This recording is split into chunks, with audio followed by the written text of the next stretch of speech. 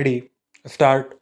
Sir, several questions raised regarding the Defense Ministry and the External Affairs and Irrigation Ministries have been clarified by my colleagues from those ministries. My task, therefore, has been simplified to that extent.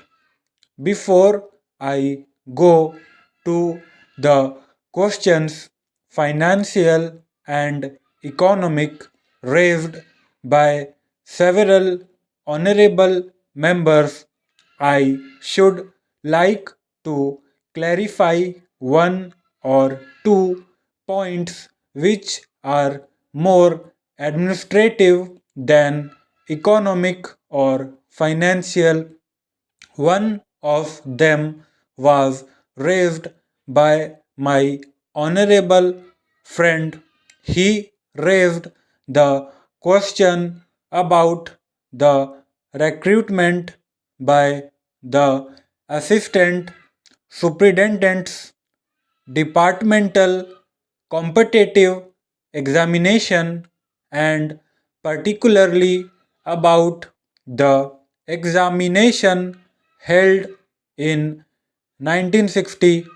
He said that about rupees 6 lakhs were spent for the 1960 examination, and later it was declared that no vacancies were available. He therefore suggested that a definite procedure should be there and the examination should be held according to the vacancies declared in advance, and all persons who have qualified in that examination should be eligible for promotion or for appointment. Sir, I do not know whether the honorable member knows how these vacancies are filled. He probably refers to the section officers grade in the Central Secretariat Service.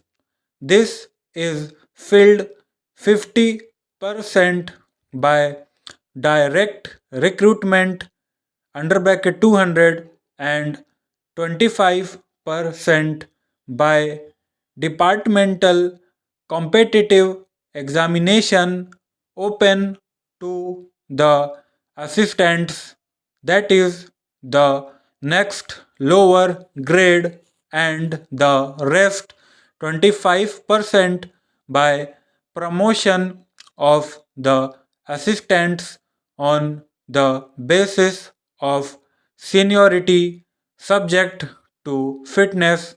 The examination, therefore, that he was referring to was a departmental competitive examination for filling 25% of the vacancies. It takes about 1 year for the Union Public Service Commission to declare the results of the examination from the time they take up the question of the examination. It is not therefore possible to declare the number of vacancies to be filled in from the very beginning. To declare them just when the results are out is more realistic, and that is what is done. Sir, if the examination is treated as qualifying examination, the number of persons who will thus become eligible for appointment will be quite unrelated to the number of vacancies to be filled in, and then the very situation which the honorable member wishes to avoid would arise.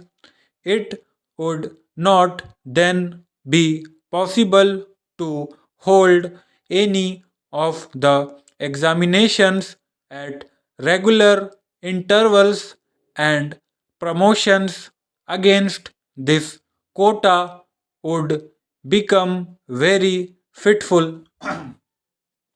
The honorable member also suggested that the rules for recruitment and promotion, etc., should be uniform for all ministries, whether participating in the Central Secretariat Service scheme or not.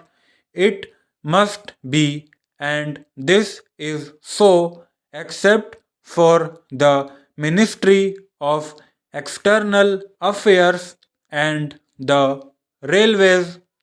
These have different rules, but these rules are very much similar, and there is not much difference. But because these persons are recruited for different purposes and by different agencies, they are separate.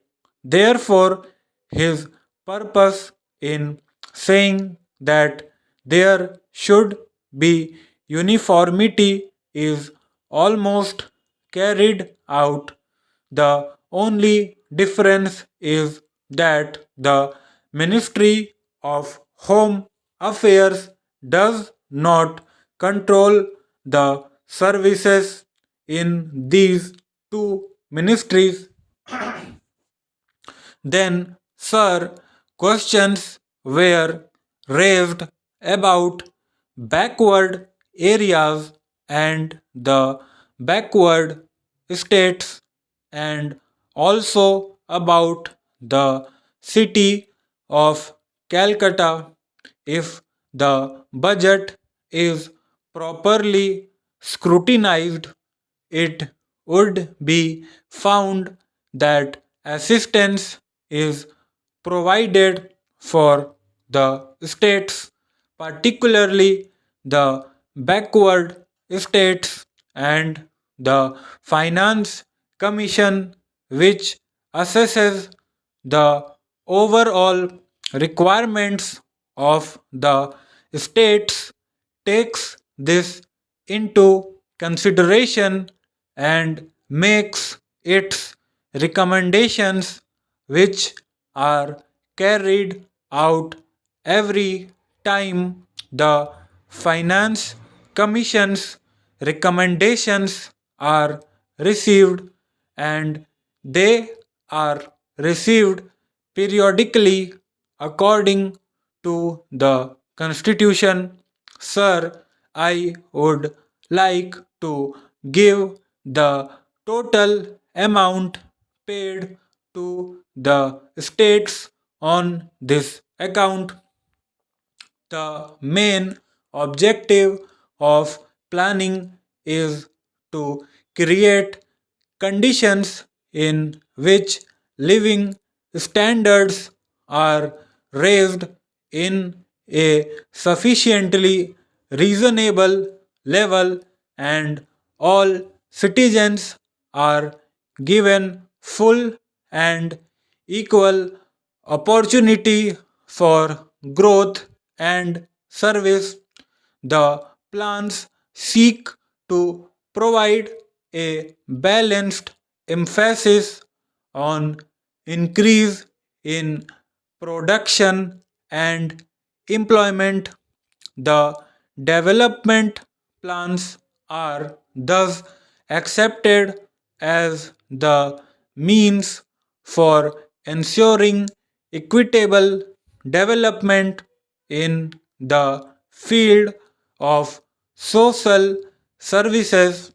There is no reason to suppose that the needs of the less fortunate or prosperous states are being neglected, but it would not be proper to expect that all these differences could be wiped out now immediately. It must be seen whether we are going towards that very end or not. We are deliberately going towards that end, and we hope and trust that in course of time these inequalities would be wiped out, if not completely wiped out. At any rate, they would be lessened. My honorable friend complained about inadequate provision included in the plan for meeting the growing requirements of the city of Calcutta, where even the basic services like water supply, sewage disposal, and drainage were not being augmented, and that the central government was not enthusiastic about solving these difficulties. Stop.